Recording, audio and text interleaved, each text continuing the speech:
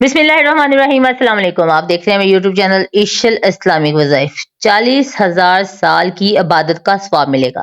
जो नमाज फजर के बाद ये कुरान की सूरत पढ़ेगा, कोशिश करना ये वाली सूरत लाजमी पढ़ना। बिस्मिल्लाहिर्रहमानिर्रहीम। मोअज़्ज़िज़ नाज़रीन, अस्सलामु अलैकुम। आप देख रहे हैं मेरे यूट्यूब चैनल इशल इस्लामिक वज़ाइफ। नाज़रीन, अल्लाह यकीन का नाम है। यूं ही आप अपने यकीन को इस मकाम पर ले आते हैं कि जहां हमें इस बात की आगाही हो जाती है कि जो हो रहा है अच्छे के लिए हो रहा है, जो अल्लाह की मसलहत पर तस्लीम पर रजा हो जाते हैं, तो हमारी जिंदगियों से इस तरह डर खत्म हो जाते हैं कि अल्लाह के हुक्म और हमारी तस्लीम के दरमियान जो फासला है, इसी का नाम इज़्तिराब और बेचैनी है।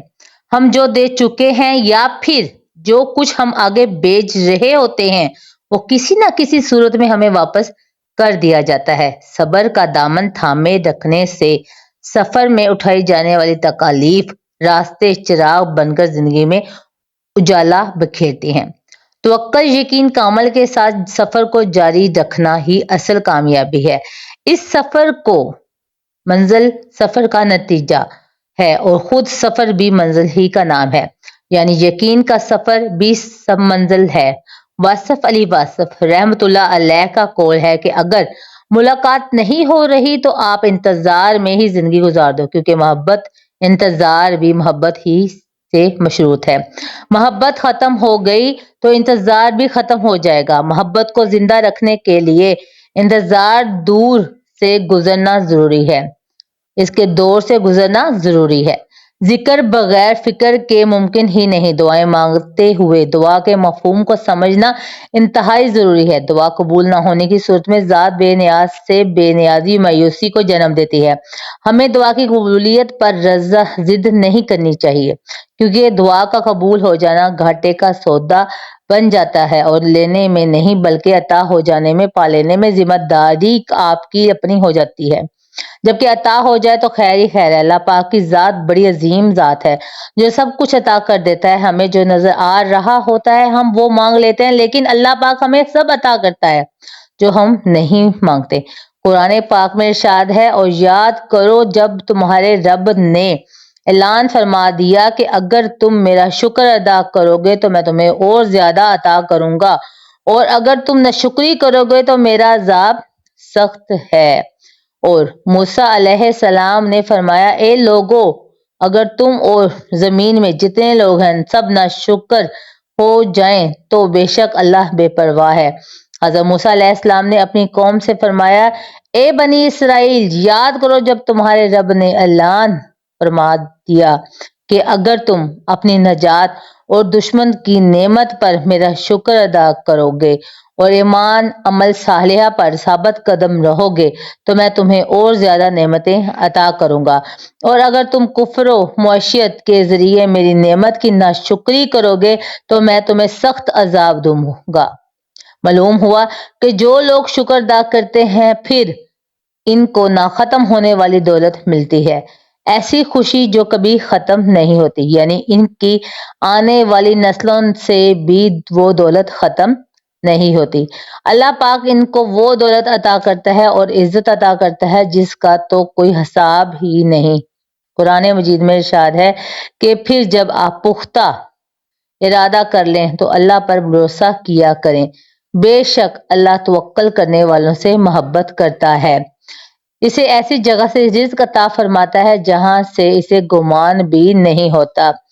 जो शख्स अल्लाह पर तवक्कल करता है तो वो अल्लाह इससे काफी है। हजरत मूसा अलैहिस्सलाम और इनकी कौम का जिक्र छेड़ा जाता है कि किस तरह अल्लाह ताला ने हजरत मूसा अलैहिस्सलाम और इनकी कौम को जालिमों के चुंगल से नजात दी। और जब एक शख्स हजरत मूसा अलैहिस्सलाम के इस मौकफ पर नजर डालता है कि वो अपनी कौम को लेकर रातों रात फिरौन की पकड़ से बचने के लिए सरजमीन मिस्र से कहीं दूर निकल जाता है, लेकिन अभी फिरौन की हुकूमत के हदूद में ही है कि वो अपने पूरे लश्कर के साथ समंदर के किनारे इन्हें पा लेता है। बन्नू इसराइल चीख पड़ते हैं कि अब तो गए सामने। سمندر ہیں اور پیچھے سے فرعون اور اس کا لشکر بالکل قریب پہنچ چکے ہیں، لیکن ایسی مشکل وقت میں بھی حضرت موسیٰ علیہ السلام نے اللہ تعالیٰ پر توقع اعتماد کا دامن نہیں چھوڑا اور اپنی قوم کو تسلی دیتے ہوئے ایک ایمان افروز جواب دیا کہ ہرگز نہیں، یقین مانو میرا رب میرے ساتھ ہے، وہ ضرور مجھے راہ دکھائے گا۔ وقت کی نزاکت کو مد نظر رکھتے ہوئے آئیے ناظرین پہلے وظیفے کی طرف جانب جاتے ہیں، تاکہ آپ لوگوں کا جو ہے قیمتی جو وقت ہے وہ آپ وظیفے کی طرف لگائیں۔ یہ وظیفہ رزق اور دولت کی جن لوگوں کو واقعی میں پریشانی ہو، اپنی زندگی میں پیسوں کی وجہ سے، دولت کی وجہ سے شدید پریشان رہتے ہوں، تو ہاتھ پہ ہاتھ رکھ کر بالکل نہ بیٹھیں، ان کو فجر کے وقت پڑھ لیں۔ آپ جہاں کہیں بھی ہوں گے آپ یہ وظیفہ کرنا شروع کر دیجئے، لیکن یہ وظیفہ آپ گھروں میں پڑھیں، دکان میں پڑھیں، آپ لوگوں کو جس حاجت کے لیے یہ وظیفہ پڑھ رہے ہیں اس کی نیت پہلے سب سے کر لیں۔ سب سے پہلے آپ نے درود پاک پڑھنا ہے۔ درود پاک پڑھنے کے بعد آپ نے ایک تسبیح پہلے کلمے کی پڑھنی ہے، لا الہ الا اللہ محمد رسول اللہ۔ اللہ یہ آپ نے 100 بار پڑھنا ہے، یعنی کہ پہلا کلمہ آپ نے 100 بار پڑھنا ہے۔ اس کے بعد 21 مرتبہ آپ نے سورۃ اخلاص پڑھنی ہے اور 7 مرتبہ سورۃ فاتحہ پڑھنی ہے، اور پھر آپ نے وہی درود پاک پڑھنا ہے جو شروع میں پڑھا تھا۔ ناظرین یہ وہ عمل ہے کہ جس کو کرنے سے آپ نہ صرف آپ کو عبادت کا ثواب ملے گا بلکہ آپ کے دلی مراد بھی پوری ہوگی۔ آپ جو مانگیں گے آپ کو ملے گا، آپ کے گھر میں انشاءاللہ پاک خیر لائے گا۔ اس وظیفے کے ساتھ ساتھ آپ اس وظیفے کو جس سے آپ کو فائدہ پہنچے، آپ کو لگ رہا ہے کہ آپ کو فائدہ پہنچا ہے، تو اپنے تمام دوستوں کے ساتھ وہ وظیفہ آپ ضرور شیئر کیا کریں۔